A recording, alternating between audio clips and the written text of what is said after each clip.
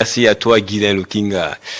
Nous sommes de retour après un petit souci technique avec le micro. Grâce Boué est là avec nous. Nous réfléchissons sur sa plateforme Ponamboka. Bonsoir, Monsieur le Président. Merci d'être là.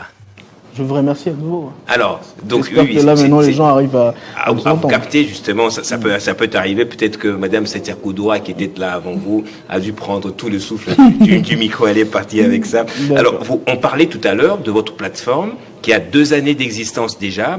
Vous êtes sur le terrain et je voudrais savoir, vous êtes là pour faire comme les autres, à dire que la jeunesse doit se réveiller, doit s'éveiller, doit faire la participation politique, pour que finalement on vous débauche ou on vous embauche quelque part et on oublie la cause de la jeunesse. Non, d'ailleurs, je pense que la question qui a été posée autour de frein pour le jeune. Ouais. Moi, aujourd'hui, je pense que ceux qui me suivent le savent. Ouais. Nous ne sommes pas de ces jeunes qui attendent. En fait, nous le faisons. Je suis largement la preuve que les jeunes peuvent être aussi indépendants financièrement et même indépendants dans leur capacité à réfléchir librement. Alors, s'il faut parler de frein, je dirais qu'il n'y a pas de frein. Le vrai problème, c'est les jeunes eux-mêmes. Aujourd'hui, je le disais aux jeunes de l'UPEN, c'est qu'en matière de la politique, dans la gestion, personne ne pourra vous céder la chaise à la table des grands. La chaise, il faut la chercher et la prendre. Mais il y a des politiques, des promotions de la jeunesse aussi, c'est ça, c'est servir, c'est aider les jeunes. Bien sûr, mais si nous parlons du chef de l'État, Félix-Antoine Tshisekedi Tshilombo, aujourd'hui, est-ce que les jeunes peuvent encore dire qu'ils n'ont pas de place? Il faut qu'on se pose des bonnes questions. Nous avons assez de chefs d'entreprises publiques jeunes, CNSAP, FNPEJ, pas mal d'entreprises publiques. Nous avons assez de ministres jeunes, plusieurs responsables jeunes. Je pense que la question n'est pas au niveau où est-ce qu'il y a des jeunes qui prennent de place, les jeunes veulent de place, quelle place on veut. Je pense qu'il faudrait que nous allions un peu dans un cadre de la méritocratie. C'est poser les bonnes questions. Quels sont les jeunes que nous voulons? Les jeunes de qualité. Et là, je parle à tous les niveaux, parce que même dans la politique, on va parler tout à l'heure du dialogue, sûrement on va parler de la problématique du changement de constitution. Oui. Je disais autrefois, nous avons assez de lois, assez de programmes. La vraie question qu'on doit se poser... Quand vous dites qu'on a beaucoup de jeunes, qui est jeune, qui ne l'est pas, peut-être c'est aussi un problème juridique. Du cadre juridique de définir à partir de quel moment on peut prêter main forte aux jeunes, jusqu'à quel âge. Pas du tout, c'est un faux fuyant, parce qu'aujourd'hui, il y a des gens qui disent que c'est un état d'esprit, c'est faux. C'est pas vrai. Ouais, il faut qu'on accepte lorsqu'on n'est plus dans cette catégorie. À partir des 35 ans, on n'est plus censé être jeune. On n'est plus censé être catégorisé.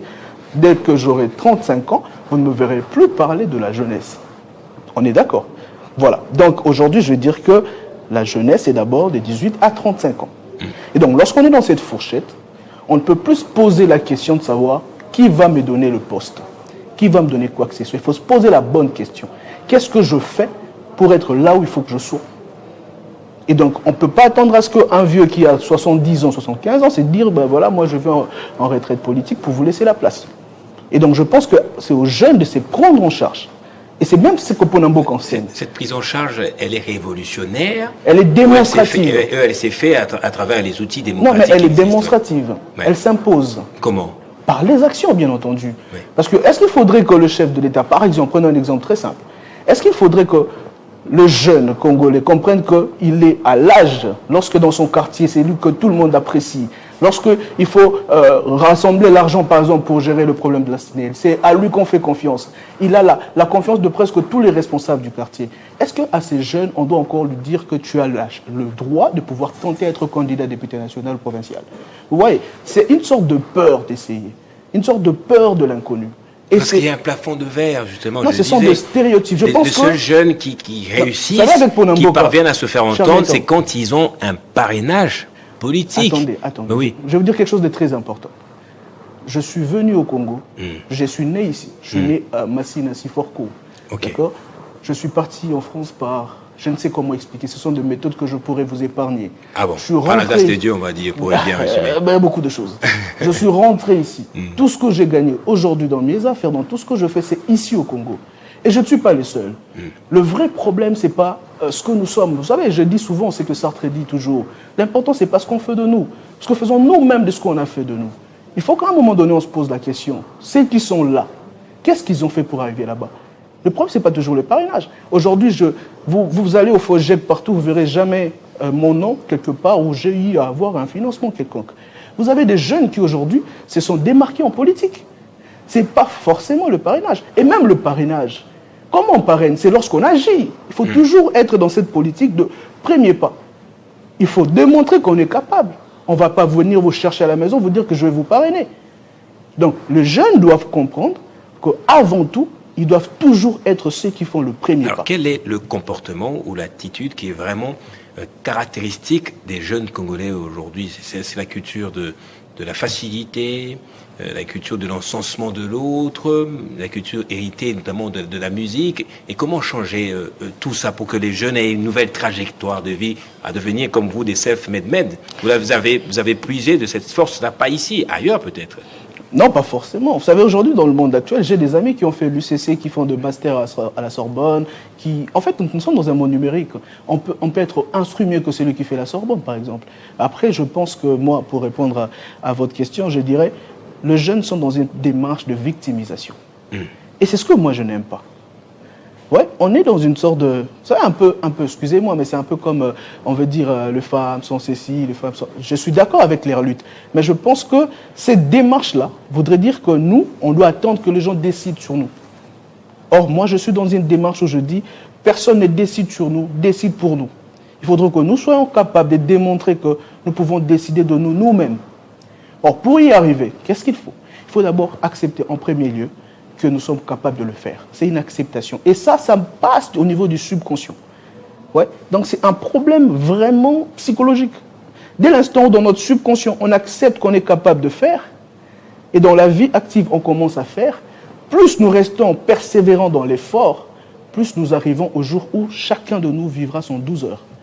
Et maintenant, les jeunes sont dans une démarche que moi je n'apprécie pas, c'est laquelle?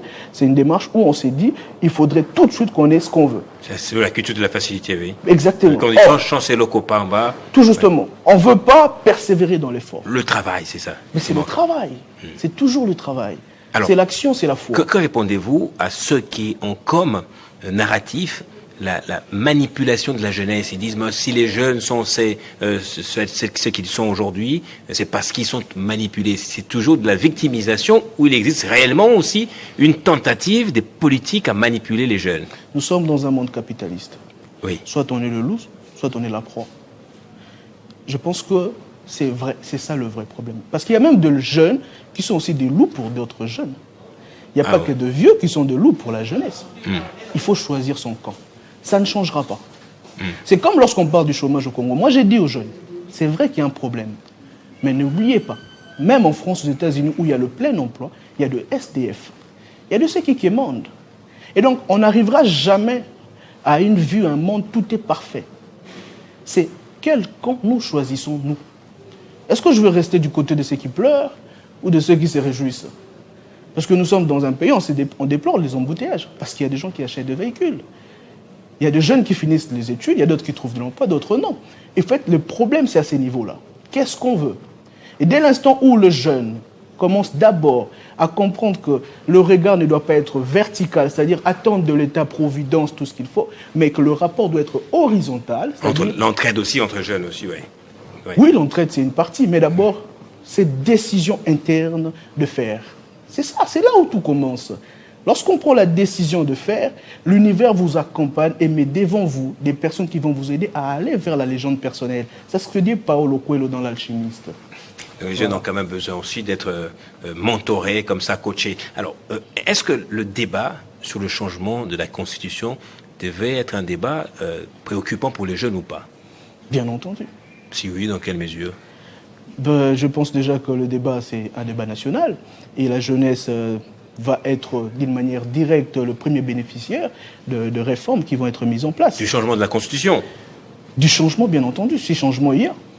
Oui, comment? Parce que c'est que cette jeunesse-là qu'on a vue avec la ministre Grace Coutinho, c'est cette jeunesse qui va être bénéficiaire du changement de la Constitution ou pas? Et cette jeunesse qui était avec la ministre, c'est quelle jeunesse? C'est pas la jeunesse congolaise? Ben oui, dites-moi, comment est-ce que les jeunes vont bénéficier du changement ou des réformes constitutionnelles? Le problème, c'est pas à ces niveaux-là. Oui. Le problème, c'est qu'est-ce qui va être mis dans la nouvelle Constitution? Dans quelle mesure cela sera implémenté? Parce qu'aujourd'hui, dire le changement de la Constitution ou pas, Je vous ai dit au départ, le problème majeur ici, c'est d'abord le casting des acteurs. Parce que la Constitution actuelle a certes des failles énormes, nous le savons d'ailleurs. Mais non, si nous arrivons, parce qu'aujourd'hui, moi je pense que nous sommes dans une étape très claire, le chef d'État vient de renvoyer la loi référendaire au niveau de l'Assemblée nationale pour une nouvelle étude, après il y aura vote. Et donc la vraie question qu'on doit se poser aujourd'hui, c'est qu'est-ce qu'on veut pour la nouvelle Constitution? Qu'est-ce qui va être mis en place comme politique de développement durable qui pourrait profiter à cette jeunesse? Qu'est-ce qui va être mis comme programme éducatif? Nous sommes dans un pays où tout est enseigné en français, même dans les zones où les jeunes ne parlent pas français. Ça ralentit les cerveaux et ça empêche aux jeunes de réfléchir rapidement. Ça, c'est prouvé. Et donc, est-ce qu'il y aura une nouvelle politique? Est-ce que nos jeunes de l'école primaire pourront arrêter finalement de lire Le Corbeau et les Renards, passer à des choses plus sérieuses? Donc, ce sont tous ces éléments qui doivent être vus en amont. Et c'est en ce moment-là qu'on pourra dire que cette nouvelle constitution sera profitable aux jeunes. C'est très important de soulever le problème parce que on dit que la jeunesse est la majorité de la population. Donc cette jeunesse qui va voter, que ce soit par voie référendaire ou par quelque voie, c'est cette jeunesse-là qui devrait être plus bénéficiaire. Parce que le pays lui appartient aujourd'hui, encore demain également. Vous savez, si je dois parler dans mon cas, ma casquette de chef d'entreprise ou conseiller en investissement, je vous dirais que aujourd'hui, dans ces pays, si nous réussissons à revoir d'abord les systèmes fonctionnels, notamment de nos provinces, si nous réussissons à mettre par devant un système de retenue ou même, parce que la retenue à la source, elle est constitutionnelle, mais aujourd'hui elle n'est pas appliquée.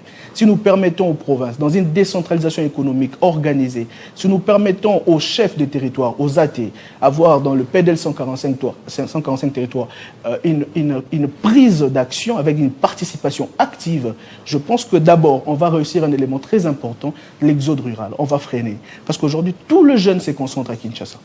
Et donc, dès l'instant où on pourra renforcer l'économie provinciale, il y aura une sorte de retour à la source. Et ça va permettre au pays de se développer de partout. Parce qu'aujourd'hui, lorsque vous allez par exemple à Mwanda, parlons du projet du port en eau profonde de Banana, vous voyez qu'aujourd'hui, il y a un grand retour à Mwanda. J'ai une entreprise sur place. Et je peux vous assurer qu'il y a des gens qui quittent la diaspora, pas pour Kinshasa, mais pour Mwanda. Et donc, si nous donnons plus de moyens aux provinces, il y aura plus de projets et il y aura plus de retours à l'intérieur et le pays va se développer. Alors, et surtout pour les jeunes qui sont bénéficiaires. J'ai bien compris votre raisonnement, mais on va terminer avec ces deux questions. L'agenda politique est imposé par les pouvoirs publics, constitué en majorité par des adultes. C'est tantôt la Constitution, tantôt le dialogue. Justement, à quelle musique devait danser ou jouer les jeunes maintenant? Dialogue ou constitution? Je pense d'ailleurs qu'il faudrait qu'on parle aussi de notre activité du 22 août d'ailleurs, mais je reviendrai sur ça. Aujourd'hui, la démarche du dialogue est une démarche noble du chef de l'État. Il faut saluer cette démarche. Parce que, déjà, moi je le dis, Ponamboka a fait une déclaration. Nous ne voulons pas que le dialogue puisse mettre fin aux démarches de réforme constitutionnelle que veut tout justement la population, qui va être tranchée par le référendum. Nous ne voulons pas non plus que le dialogue soit une excuse pour exonérer ceux qui ont tué le peuple congolais. D'accord? Mais le dialogue permet quoi en un premier temps? Le dialogue permet surtout de rassembler la population, les leaders, les républicains, pas ceux qui ont tenu les armes contre la nation. D'abord, ça c'est notre position à nous en tant que leader de Ponamboka. Nous voulons que le dialogue rassemble le peuple congolais, ceux qui sont restés nobles même lorsqu'il y avait des contestations en interne, afin qu'on prenne une décision d'avancer ensemble. Maintenant, à partir de là, on pourra aboutir vers le référendum. Dernière et le question. changement. Votre manifestation que vous avez évoquée du 22 août, c'est pour le changement ou le dialogue? Les sujets sont-ils exclusifs ou inclusifs? Dialogue et changement de la Constitution, pour terminer. Les deux ne sont pas liés. Ils ne sont pas liés? Non, pas du tout. Mais pourquoi on le met sur un même pied? Mais qui le met sur un même pied? Et vous qui côtoyez les politiques, pas vous, non, mais tout justement, Ponamboka soutient le dialogue, mais Ponamboka dit aussi que le dialogue, c'est un premier pas. La suite, c'est tout justement les réformes. Donc, le dialogue n'exclut pas le changement ou le... Et votre manifestation, maintenant? Notre manifestation, c'est pour rassembler tous les jeunes au Stade Tata Raphaël le 22 août. Stade Tata Raphaël? Bien sûr. Stade Tata Raphaël? Mais c'est Stade Raphaël. C'est combien de personnes? 40 000 personnes, place 40 000 places assises? Bien sûr. C'est le petit grand Liboulou? Bah, tout justement. Et attendez voir comment on dit. Même la ministre n'a pas osé faire le Stade Tata Raphaël. Je ne suis pas la ministre, moi. Alors, je vous laisse la parole pour inviter les jeunes à tout votre justement, manifestation. Et on dit qu'il est bien fondé. Bien entendu. Donc, nous invitons le jeune, c'est 22 août. En fait, c'est un rassemblement de tous les grands leaders de la jeunesse. Nous voulons, en fait, que le jeune réuni au sein du stade de Tata Raphaël puisse réfléchir autour des grands enjeux de la République. Ce qui s'est fait sans nous, c'est fait contre nous.